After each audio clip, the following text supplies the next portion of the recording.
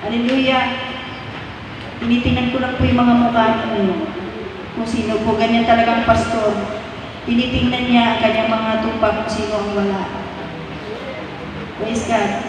Bago po ako bababa, yan po lang itong isang verse na ito ay mabasa ko po sa inyo. Para magkaroon po tayo ng babala at alam po natin ang focus ng ating buhay. Actually, lagi natin itong naririnig eh. Sa aklat ng Matthew chapter 13,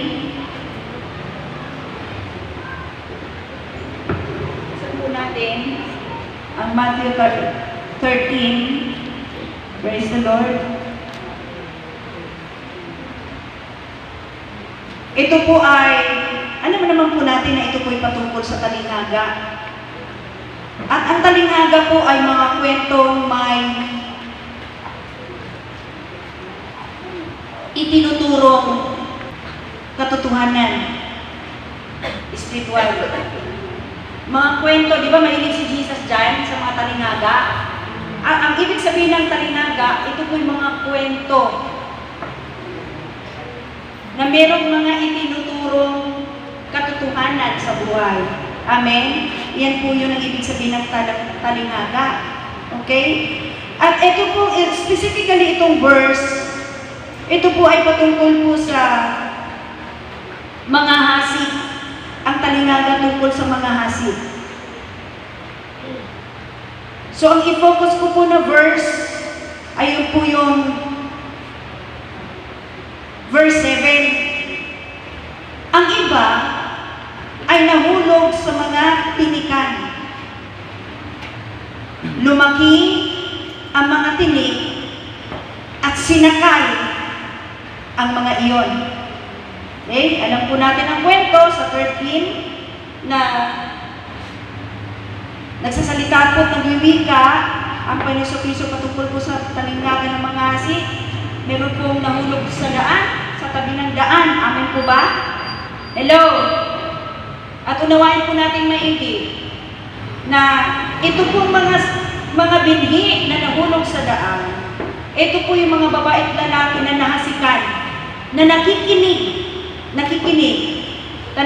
Kalabitin mo katabi mo, nakikinig ka ba sa salita ng Diyos? Amen? Ito po yun, nakikinig. Mahirap kayang makinig. Kasi, bakit mahirapan kang nakikinig? Dahil bubulungan ka ng katabi mo. Amen? Tapos, sa isipan mo, gusto mong buksan yung cellphone mo. Kasi meron kang message kanina, baka nag-reply na. Amen? Tayo po yun eh. Tayo po yun yung nahasikan ng salita ng Diyos. At habang tayo nakikinig, ito po yun. Titingnan po natin yung nahulog sa daan.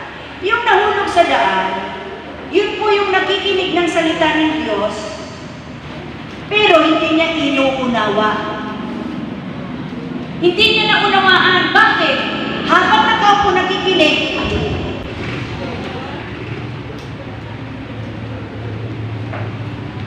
sabi ko niya dyan po. Pero nakikinig yun. Di ba 50-50 ang kanyang presensya sa Diyos? Amen po ba? Hindi mo malaman kung ang pakinggan niya yung katabi niya o ang salita ng Diyos. Kaya tuloy, hindi naunawaan. Amen po ba? Kaya sa kanyang pagkikinig, hindi naunawaan. So, yung salita hindi naunawaan, nasa puso na ng tagapakinig, hindi naman naunawaan. So, tutukain na lang ng ibon. Amen? Ibig sabihin, kinuha siya ng mga demonyo. Wala. So, walang kwenta ang pagsamba natin, pagkikinig natin. Amen po ba? Kasi, hindi nga po naunawaan eh. Kaya Situate Church, na kapag tayo nakikinig, pumunta rito, sumamba sa Panginoon.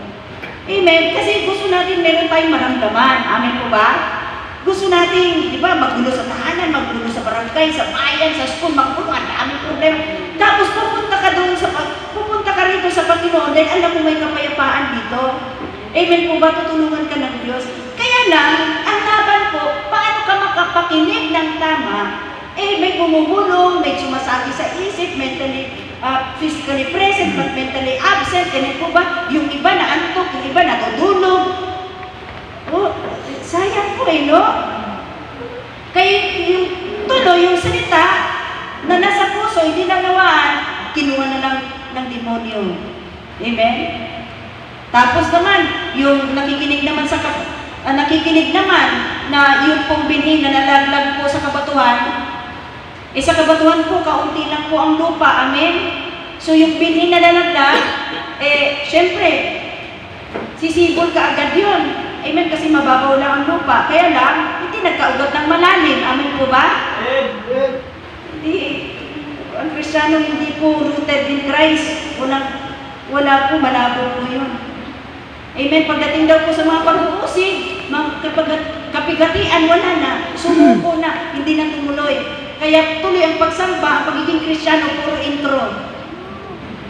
Introduction lang, hindi po niya tinapos hanggang kamatayan. Ang nais po ng Panginoong Diyos, ang ating panampalataya, ay tatapusin po natin hanggang sa kasagdalan at kamatayan ng buhay. Amen po ba? Naunawa po ba natin, church? So, dapat unawain po natin ang salita ng Diyos. So, ito po yung issue dito. At ito po ang maraming problema sa maraming Kristiyano.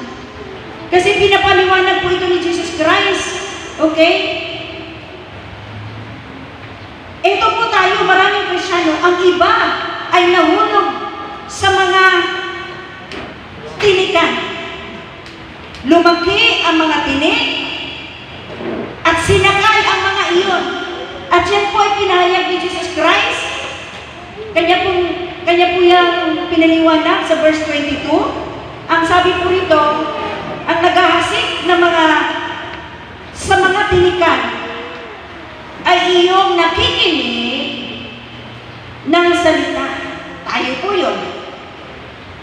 Ngunit, ang kabalisahan ng sanlibutan at ang daya ng mga kayamanan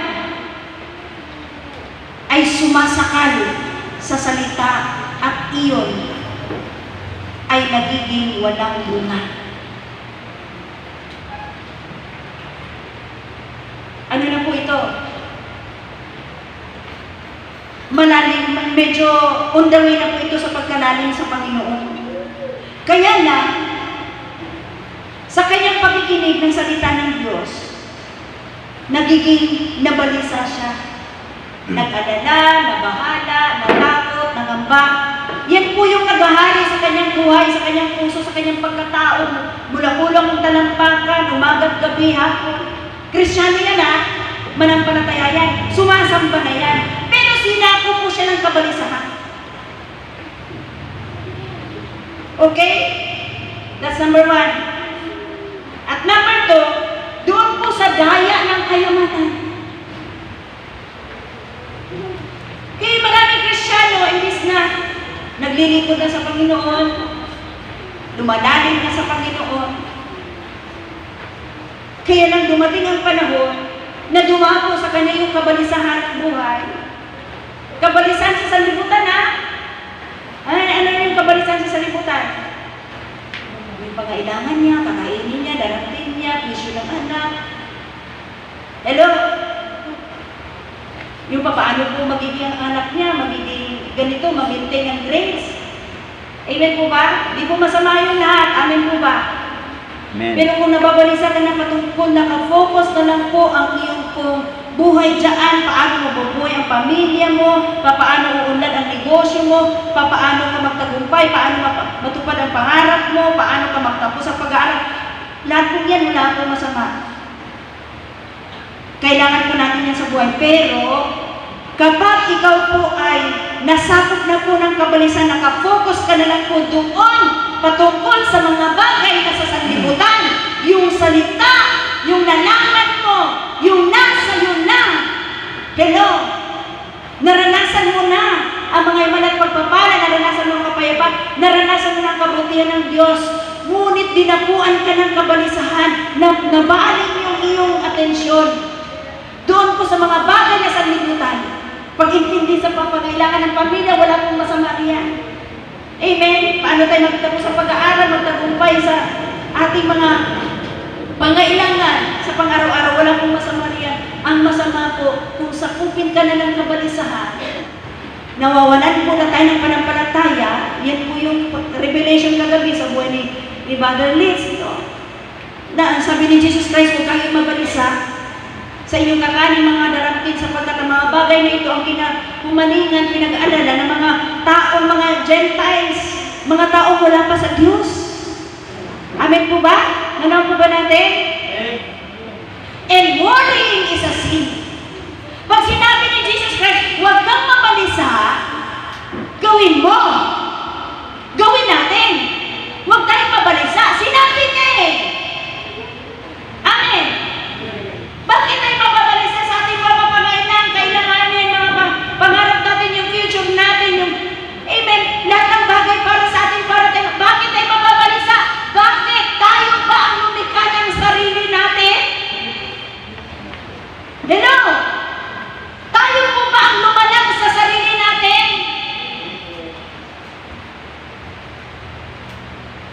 Ang lumalang sa sarili natin ay ang Diyos. Dapat tungkulin ng Diyos na tayo'y buhayin. Hindi natin ginustong ipanganak, lagi kong sinasabihan. Hindi natin ginustong mabuhay, amen po ba? Hindi natin ginustong makita ang sanlibutan, ang daigdig. Hindi natin ginustong magiging tao, amen po ba? Ang Diyos ang may gusto. Kaya ang Diyos ang mayroong karapatan mabalisa para sa atin. Amen. Hindi ikaw at ako. At tungkulin ng Diyos na tayo'y buhayin dahil binuhay niya tayo. Kaya ang sabi ni Jesus Christ, huwag kang mabalisa. Amen. Kasi kung nababalisa ka, hindi mo na maatupag ang pagsamba, ang pagpakalago, ang unahin ng Diyos. Yung buhay mo, parang alon, walang ang direksyon. Nanoon po ba natin, church? Kaya, taga Jesus My Life Family, dapat walang mababalisa. Ano ang issues ng buhay? May sakit ang anak? Paano pagtapusin ang anak? Ipagkatiwala sa Diyos na yung anak mo, ang Diyos ang gumawa niyan, ginamit ka lang magulang. Amen. Amen po ba? Ni nasa biso sila at kasalanan, huwag kang mabalisa. Hindi sumasama sa iyo, ipanalangin mo nang yan. Hallelujah, amen po ba? Bahala ang Diyos dyan. Amen. Tumuloy ka sa pinapagawa sa iyo ng Diyos. Tumuloy ka sa pagsamba, sa paglilingkod. Amen po ba sa paggawa ng mabuti? Gawin mo lang ang part mo at gagawin ng Diyos ang part niya para sa atin at pamilya natin. Huwag ka malungkot, huwag ka mabalisa. Ilang taon na, di mo kasama yung mahal mo sa buhay. Tuloy ka lang sa pinapagawa ng Diyos sa iyo.